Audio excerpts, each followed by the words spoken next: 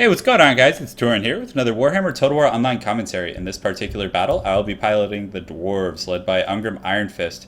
So it's definitely been a little while since I've uploaded a Dwarf game, and some grudges need to be settled, so what more can I say? Here I am playing the Dwarves. So in my front line, I have two grudge throwers. I really like these. They have longer range than the cannons. They have 440 as opposed to 420, I believe, which actually makes a big difference in a lot of games, especially in these siege stalemates. So again, two groups of grudge throwers. A secondary line of longbeards. Again, the armored and the shields are going to be really good against Empire. They're good against all that. Empire has a lot of ranged and artillery at its disposal. So again, they're definitely an ideal choice. And as well against Demogryph Knights and other cavalry units, they have the charge defense against large foes. So again, they're just so good in the Empire matchup. Two groups of Corlers back here. Actually, one group of Corlers and one group of Thunders. I decided to mix it up a little bit and try and bring one of each just to have a little diversity. And again, if I want the armor piercing, I can target the unit that is subjective to that. And with the Corlers, I can use them as I choose. So behind them, I have two groups of Longbeards. Again, this is my auxiliary unit that will hopefully adapt to the opponent's movements, and if I see a weakness in my line, they'll plug in. I have a Thane here. He's kind of the infantry commander. He's going to be in the front line with the troops. He's wielding the double potion, so again, he's going to be able to last a long time. And then I actually had like 400 left when the battle started, or before the battle started, and I needed to spend it, so I decided to just get a group of miners. Again, they are armor piercing, and they're fairly sturdy for how cheap they are, so decided to just get them. They actually end up being really good this game. I have Ungrim back here with the Axe of Dargo. I have a Runesmith who has all of his upgrades. He has the leadership, the attack, and also the missile resistance. So very fun. And then I have a group of Slayers here who, in this matchup, I actually like to use Slayers to protect my missile units. So I usually keep them back behind because, of course, my opponent's going to use these Empire Knights over here to try and kill my range units. So definitely not fun for me. As far as my opponent's army goes, he has a group of handgunners. He has two groups of those. He actually has a great cannon, and he actually brought a Hellblaster volley gun, so kind of like the Empire organ gun. And he definitely has a lot of siege, and has a slight advantage there, I would say. As far as his infantry corps, though, this is where I have the advantage. He has swordsmen, he has spearmen, and then a few groups of greatswords. But again, with Ungrim and my Thane, they'll crack that line really fast. So he's really going to need to get some value out of his artillery here, as well as his two Empire Knights. So Empire Knights are definitely a good unit. Anti-infantry is pretty good against the Dwarfs. But again, I'm going to be keeping those Slayers back to deal with these bad boys. So we'll see how that all pans out for us. Without further ado, let's get started. So both armies begin to advance here. Again, I feel like it catches people off guard a lot of times when the Dwarves advance so aggressively. So I tend to like to do that. And I was tempted to leave a group behind to defend these, but I didn't want to spread myself too thin. So I decided to just get as much value out of these in the beginning as I could, and then just advance everything up.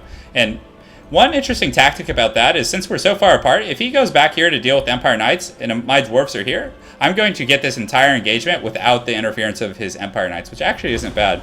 So again, I'm getting some pretty decent value out of my grudge throwers, and they're really doing some damage to these swordsmen. And I tend to like to target handgunners and those other units that are harder to get to for dwarves, so I can hopefully minimize the damage I take when I get closer. So he notices that I'm advancing quite aggressively, and he begins to move his Hellblaster volley gun up, which is definitely going to be tough. Thankfully, I do have the shielded Longbeards, so hopefully they'll be able to weather that storm. It's definitely going to be tough for them. And also, I forgot to mention, his leader is a general of the Empire, of course, rocking two potions. I don't think I've seen Karl Franz in like a week. It's kind of sad, but hey, it is what it is. So again, I'm continuing to fire here and getting a little bit of damage across all of his units, which is what I want. I like to target the denser infantry packs. I don't want to be targeting these. It's kind of a hard target to hit, to be honest. So unfortunately here, my Dwarves are taking some heavy fire, but they got their shields up, which is exactly what I want from them. And they're doing a pretty good job holding the line. And these Dwarves are just going to advance, and they're going to do their thing when they get to the opponent. So I really, really like these Dwarf Longbeard infantry. They're just so sturdy and resilient. So finally, my crossbow units, my Corlers, are now in range, and they're going to begin firing back at his units, which I was very happy about. And as you can see, these guys were trailing behind a little bit, which is definitely a mistake on my part. I wanted them to be right up in the business, but these Slayers, I'm just going to park right here, because these Slayers, in conjunction with these Corlers and these Thunders, can easily handle all these cavalry. Unfortunately, these grudge throwers are doomed, but again, I didn't want to overextend myself having to defend those, and they already did a ton of damage, so I can't complain. And as you can see, they're still doing damage even to the last. This Longbeard's unit did take a lot of damage, but no less damage than any of his units took from my grudge throwers. So our front line here is going to go ahead and engage, and it'll be a relatively even engagement. Again, but the one thing that I have going for me is I do have the Thanes, and I have Ungrim as well. So the engagement here is going as planned, and You know, again, once my Thane and Ungrim and the Runesmith get in there, I'm going to have a heavy advantage in terms of just pure infantry buffs. Over in the back line here, these Quarrelers and these Thunders are getting some nice shots on his General of the Empire. Not doing a lot of damage, but forcing him back, so I was happy about that. This group of miners, I did see he had a weakness in his line, and that's the nice thing about keeping auxiliary. If he just engaged all these longswords, he left this whole back line vulnerable. If he had kept those greatswords back here, he could have protected these handgunners. But I path these miners around, and I actually just have them chase these handgunners for the entire game, so they're essentially shut down.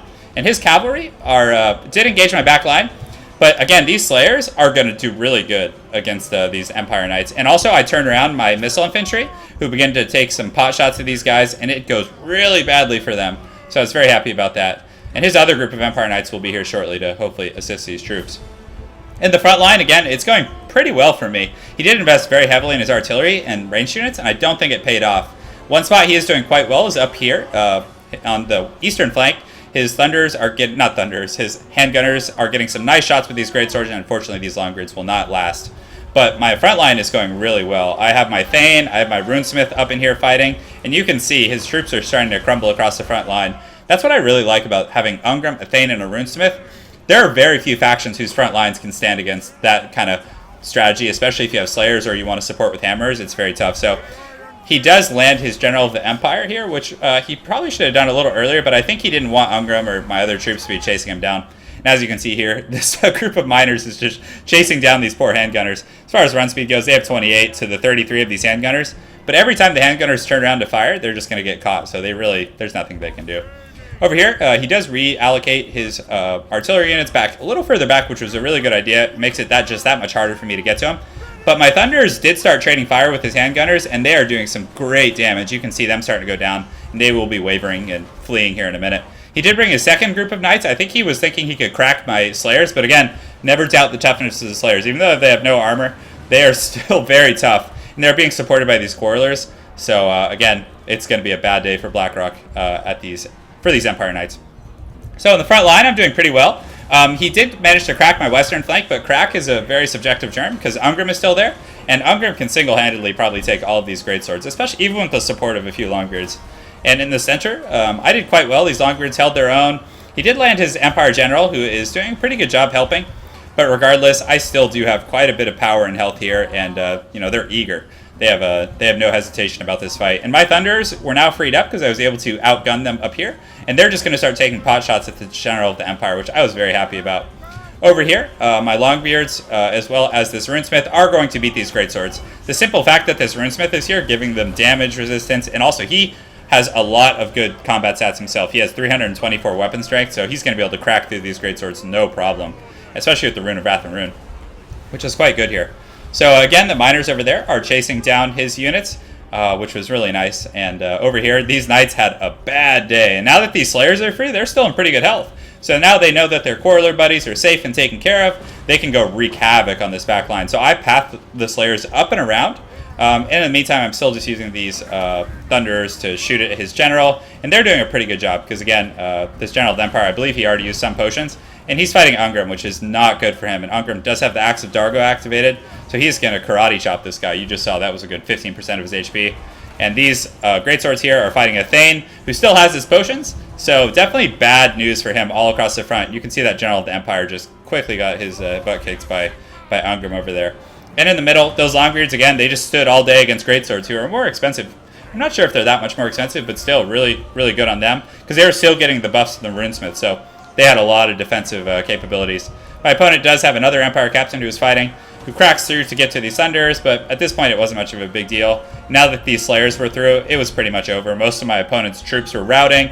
His handgunners got destroyed by those miners, who now came and finished off the remnants of these Empire Knights. Actually, so much value for just the 450 out of those, so I was really happy about that.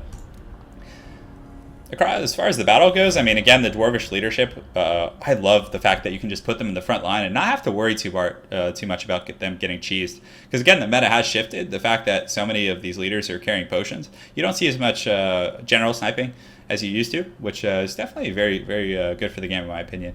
The Runesmith did quite well. Thane did well. The Longbeards, of course, they all held their own. And when you have like one Runesmith in the center of all your Longbeards, the amount of value you get from those perpetual buffs as well as the constant buffs is just so massive. It makes your army so tough to crack. And those Slayers, again, they did an absolutely amazing job. A lot of people don't think of Slayers as anti-cavalry, but they are so good against cavalry, especially if you just have them with two groups of. And again, Thunderers and Quarrelers are not pushovers. Even if they get engaged on, they can usually overwhelm cavalry with a group of Slayers. And again, those Guard Slayers did pretty good, but they were kind of sacrificial lambs this game. As far as my opponent's army goes, the Swordsmen did okay. The Great Swords, of course, are always going to do good. They're very, very good infantry, but his Handgunners kind of did get outclassed by the Thunderers as well as those Guard Slayers, and his Empire Knights definitely had a bad time as well. The Hellblaster volley cannon actually did pretty good, but again, it wasn't able to keep up that value train throughout the whole game. So anyways, really good game to Valermos. Look forward to seeing you again on ladder, and thanks again for watching, guys. Really appreciate your support, and going to try and get some more Dwarf games out. I definitely got to keep it real with them and keep it coming. So thanks again, guys, and have an excellent weekend. Take care.